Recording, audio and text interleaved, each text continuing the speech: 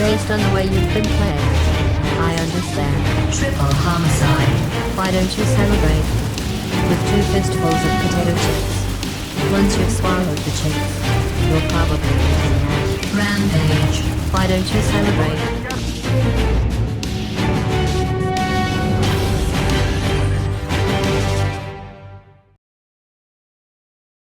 Hello, fellow Araxians. Well, some jerk on the internet's been yelling at you to not spend your certs on new shiny weapons in Planetside 2. But if you can't spend them there, where should you spend your certs? So today I'm going to go through and give you a rundown of what you should spend certs on if you are new to the game. I'm going to basically cover this up to battle rank 15. By then you will have earned about 2,000 certs. Between your experience leveling, you get 100 certs per level up till that battle rank. And you'll get a few extra certs for ribbons, or if you're a member, you get a few more.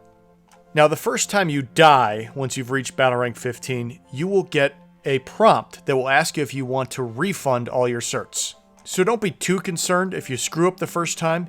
You will have a second chance at it. Just make sure you don't accept any revives or anything when that prompt comes up. Make sure you hit yes, and everything you've spent certs on will be undone, and you will have all those certs to spend again.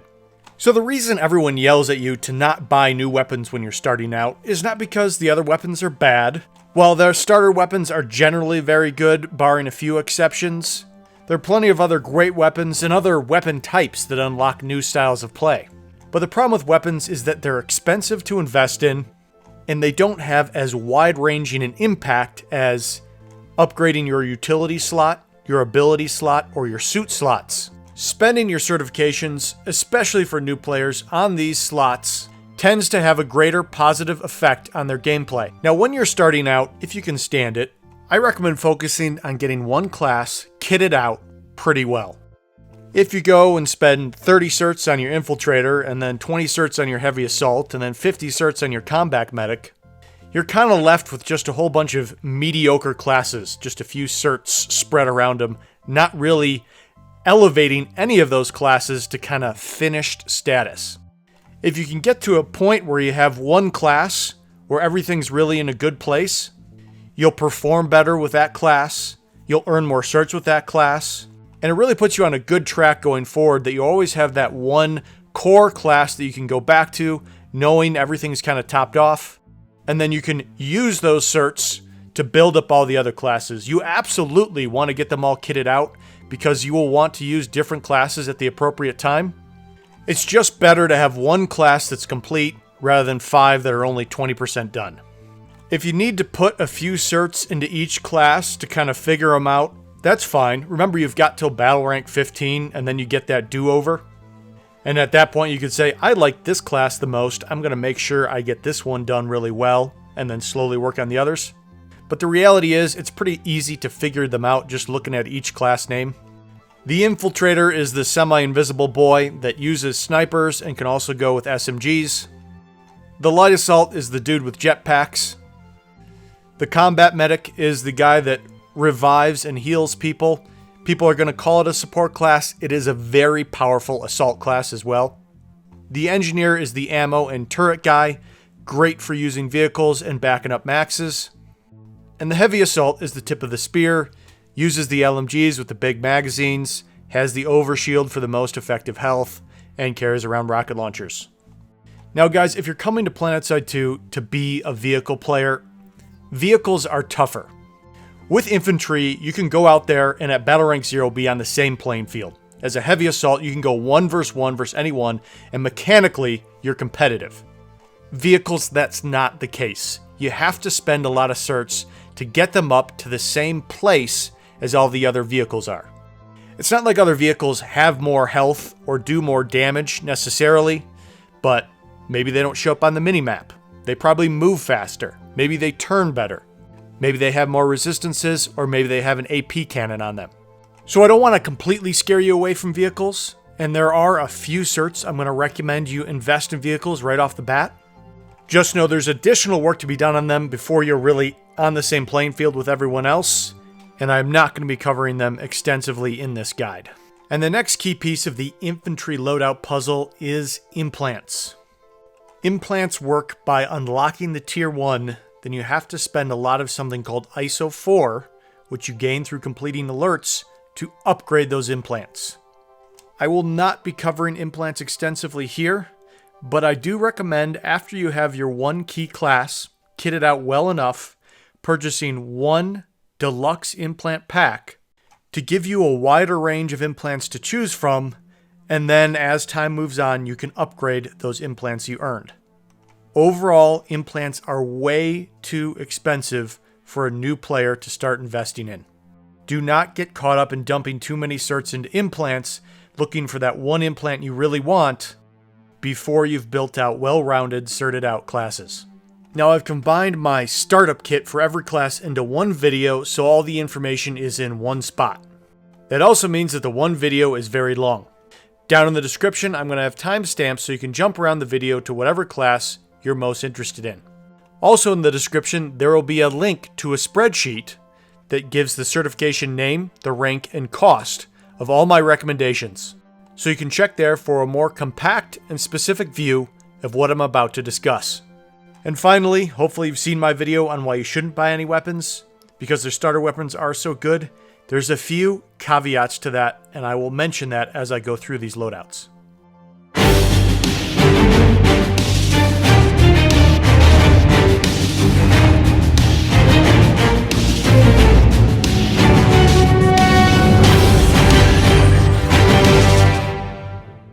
Beginning with the Heavy Assault, VS and TR have great starting LMGs. The new conglomerate Gauss Saw is a terrific weapon, but can be difficult for new players to handle.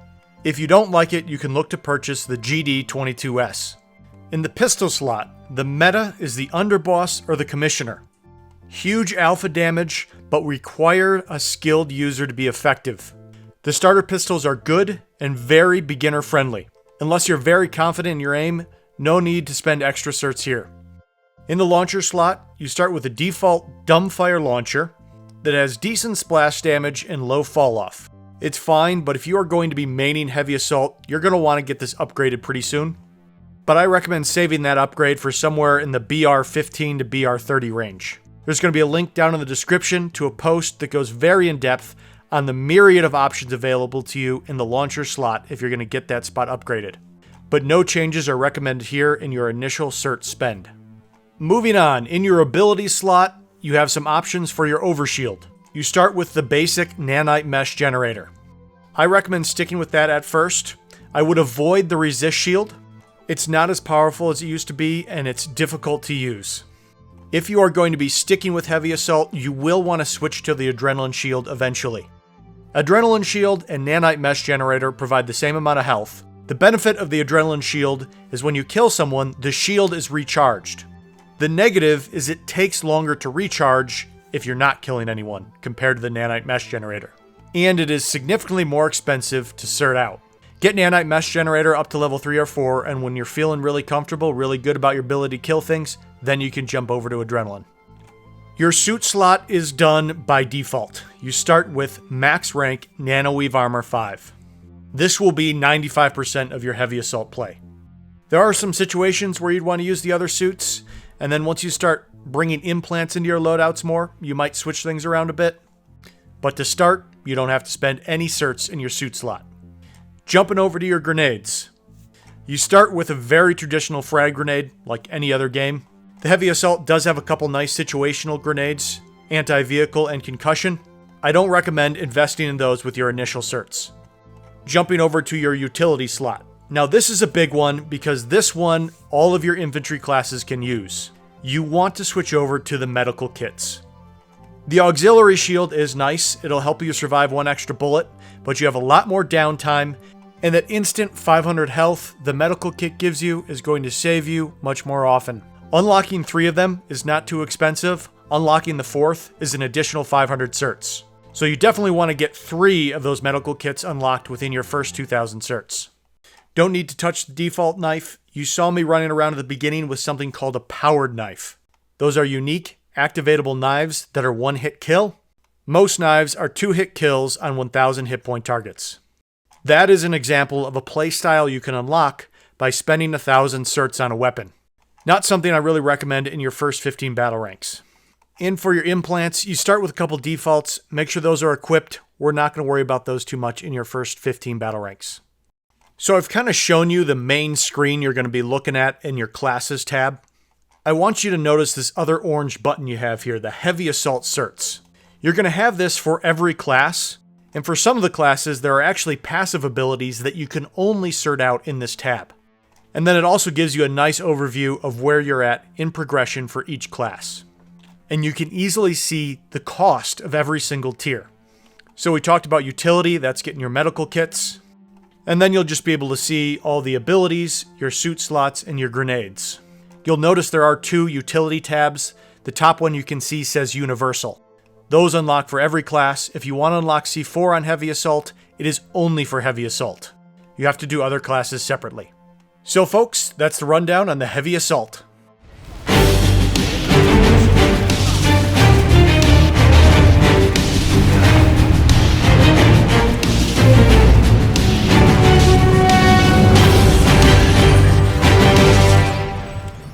Now let's go ahead and jump on to the Infiltrator.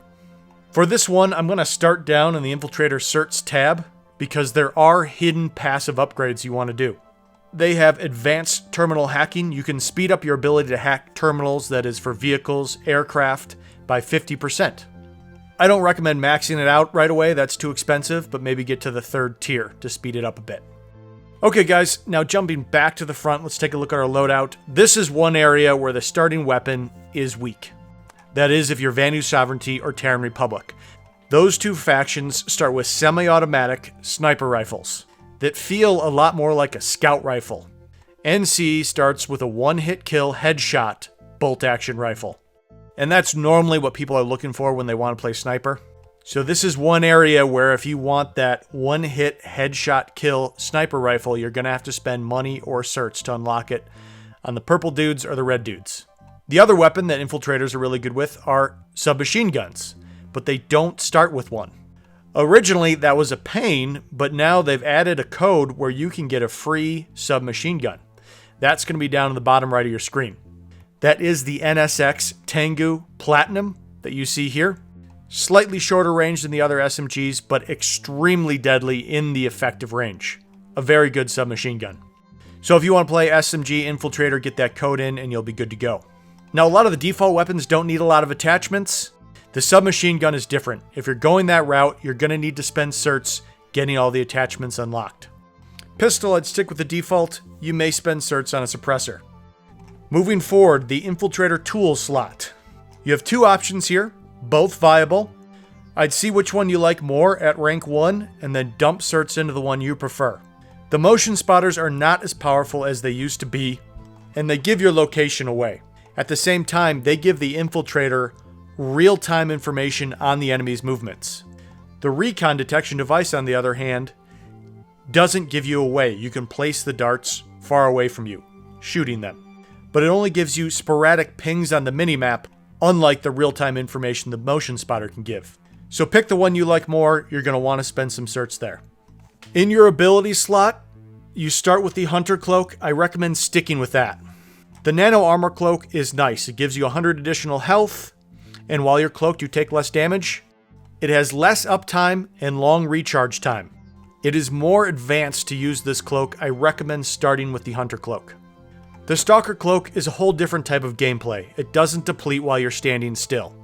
If you want to be full-time in cloaked mode, then definitely unlock the Stalker Cloak.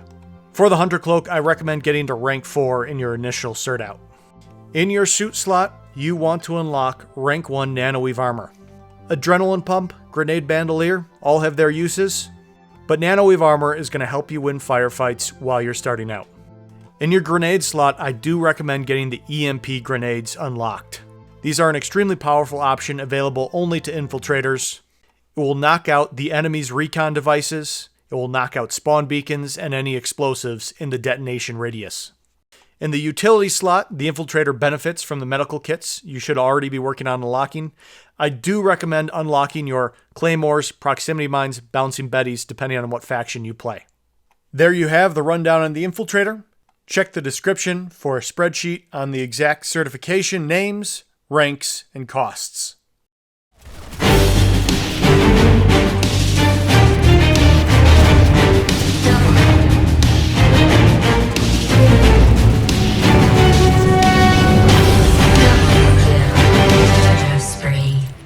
Let's go ahead and move on to the light assault. I like all the starting carbines, don't recommend any changes there. And we chat about pistols while we covered the heavy assault. The rocklet rifle is the light assault's tool slot. The default rocklet rifle is very effective, dealing damage to armor and having a heat-seeking effect on air. You can specialize with Typhoon rocklets or locklets. I don't recommend spending certs on them before battle rank 15. Jumping to the ability slot, these are your jump jets. Skirmishers are the default. Icarus jets will take you straight up fast. Drifter jets allow you to hover for a long time, but don't really go up. And ambusher jets allow for a burst of forward movement. I recommend just sticking with your skirmisher jets and getting them upgraded to level 3 or 4, kind of ASAP. They are going to feel very manageable and familiar. In your suit slot, I recommend getting Nanoweave Armor rank 1. And then jumping over to your grenades, the light assault does have access to flash grenades, which are situationally useful. I would save that cert purchase till sometime after battle rank 15. Frag grenades work just fine to start. In your utility slot, you will benefit from unlocking the medical kits again. That being said, the light assault synergizes extremely well with C4. This is how you deal with main battle tanks, Sunderers, how you deal with Maxes in tight spaces, how you deal with Liberators lingering on pads. In one C4 is not enough. That won't blow up a Sundy or a main battle tank. You want to unlock both of them. So I will situationally use C4 or medical kits on my light assault. But that is a early recommended spend if you're starting with the light assault class. There's the rundown on the light assault. Just a reminder to check the description for the spreadsheet on the specifics.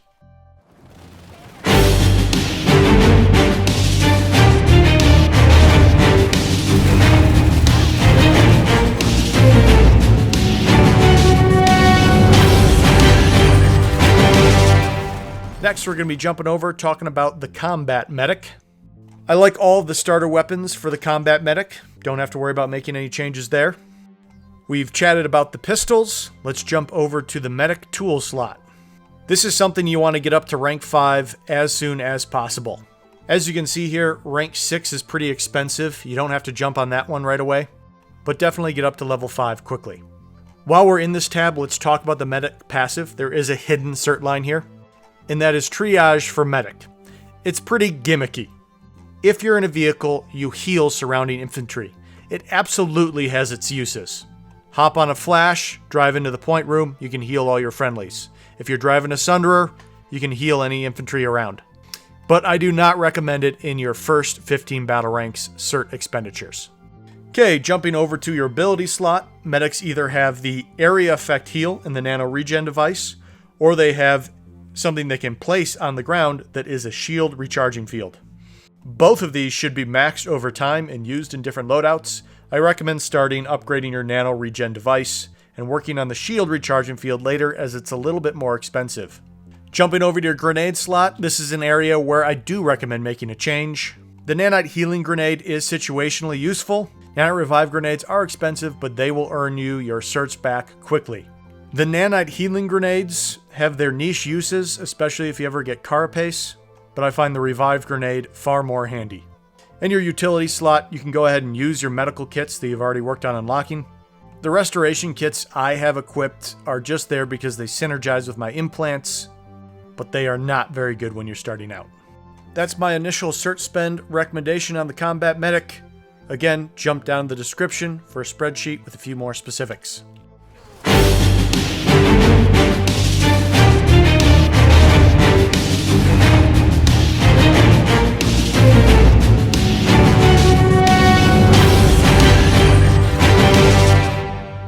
Next, let's dive into the engineer class. Engineers start with carbines, very competitive, don't feel like you have to change them. Couple things here though, engineers do have access to battle rifles, and none of your classes by default start with a battle rifle. But I get a lot of people wanting to buy them. That's fine. Battle rifles are very good. They are advanced weapons. The automatic weapons most classes start with are very forgiving for people that are trying to get their aim down. Battle rifles with their longer refire time really require you to be able to land your headshots to be competitive. But if that's what you want to play, go ahead and buy one. Now what you see my engineer using here is the AM7 Archer, an anti-material rifle. Extremely effective at taking down maxes and can do some damage to armor and aircraft. It does function like a clumsy battle rifle against infantry. So if you want to pick up a cool class-specific weapon, you could consider buying that. Again, a little more advanced. I would not place that in something you should do in your first 15 battle ranks. Okay, you know the drill on pistols. Let's look at the tool slot. Same thing like the medic's tool. I recommend getting this upgraded to rank 5 pretty darn quickly. That last spot is super expensive. Next, we have your ability slot. You start with the anti-infantry mana turret, which can be used as a barrier, does good damage. Just be warned, you are an easy target for snipers. I set mine up usually in such a way that the enemy has to turn a corner before they can see me. If you set up in the open, you're going to get headshot pretty quick by a sniper. The anti-vehicle turret has its uses, it's just easily destroyed. The hard light barrier is very effective, especially in group play. And the Spitfire turret is like having a motion spotter and someone to cover your back wrapped into one. They're not super durable, but they're great to have around. While there's some good options here, I don't have cert expenditure recommendations in these in your early game. The Engineer starts with Advanced Shield Capacitor in their suit slot. This does synergize well with one of the Engineer's passive, which makes their shield start recharging faster. I recommend sticking with it. Save your certs. It works well. You have to be aware you're a much softer target. Even though Nanoreave armor only provides 20% damage resistance, small arms fire, it allows you to play a lot bolder than you would if you're not running it. What you're seeing here is my driving loadout. I use a bandolier with repair grenades. A little more advanced, I'd save it till after battle rank 15. That being said, in your grenades, I do recommend getting the Engineer specific, unless you have ASP points, sticky grenades. Your targets can't run away from a sticky grenade like they can a frag grenade. In your utility slot, as the Engineer, you have a lot more things to consider. You can carry around C4, you can carry around claymores. The tank mines are a very nice Engineer explosive. They do work against vehicles and maxes. Or you can get a reserve hardlight barrier so you can put down 2. With Engineer, I would work on unlocking a few of these for various loadouts. In a quick look, the Engineer does have the hidden passive certs again. Quick shield recovery does come default. Another one you have there is the aircraft synergy. If you're going to be a pilot, this is very nice to have. A lot of time you may run stealth as a pilot. Upgrading this aircraft synergy will allow you to give your aircraft rank 1 auto repair, even if you have something else equipped in your defensive slot.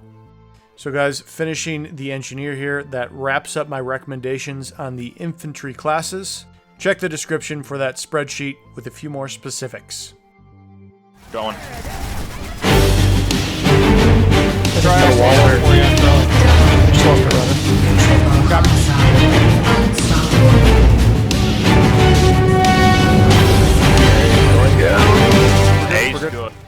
I do want to spend a second talking about maxes. I will get a full guide for them out at some point. Maxes, you start with one anti-infantry arm and one anti-vehicle arm.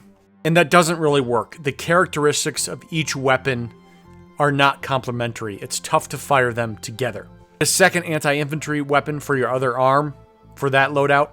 Get a second anti-vehicle weapon for that loadout. And you want to get a second burster arm. Again, I would probably leave the max till after battle rank 15 to really deal with. If you want your max up and running, the place to spend your certs is on weaponry, doubling up your arms.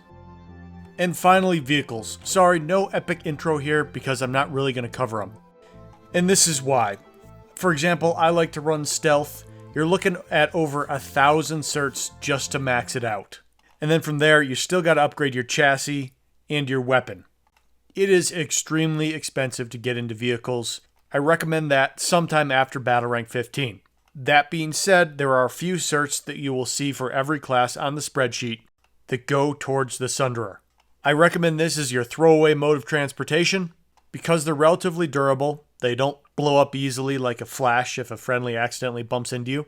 The weapons they start with are reasonable against armor or infantry, and these vehicles are the mobile spawn points. It never hurts to have another one brought up to the next base you're going to. Your friendlies will appreciate you, and you can earn extra certs by deploying it. So I recommend getting 1 rank of the deployment shield. It has the same health as the max rank, it just takes a little longer to recharge. It makes your deployed Sunderer immensely more durable. And then to make it not completely miserable to drive, I recommend getting at least rank 1 in your racer chassis, and you can throw fire suppression on there as well to fill that slot. Getting 1 rank of Gate Shield Diffuser will help you go to different places. It's just a little more expensive. That's why I skipped it. Okay, fellow Araxians, that's going to do it for this video. It's a question I've been asked many times as to where people should spend their certs, and I'm glad to finally have it answered. If you have any other advice, please leave it for new players down in the comments. It's a rough world out there on Araxis, but you got it. Don't get discouraged. For now, this is Commander Cyrious signing off, and until next time, I will see you Planetside.